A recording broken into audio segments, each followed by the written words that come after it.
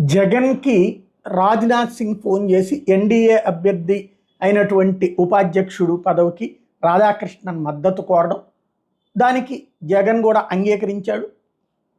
పార్టీలో మాట్లాడి చెప్తున్నాడు. ఆ తర్వాత బొత్స సత్యనారాయణ అనౌన్స్ చేశారు, ఎన్డీఏ అభ్యర్థికి మద్దతు ఇస్తున్నాం అని చెప్పేసి.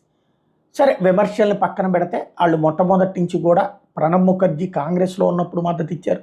ఆ తర్వాత రామ్నాథ్ కోవింద్కి కావచ్చు, తర్వాత ఇప్పుడు ఉన్నటువంటి ద్రౌపది ముర్ముకు కావచ్చు, అట్లాగే ఉపాధ్యక్షులుగా నాడు వెంకయ్యనాయుడు గారి దగ్గర నుంచి ఎవరు ఉన్నా సరే వాళ్ళకి మద్దతు ఇస్తూనే ఉన్నారు, ఎన్డీఏ అయినా యూపీ అయినా.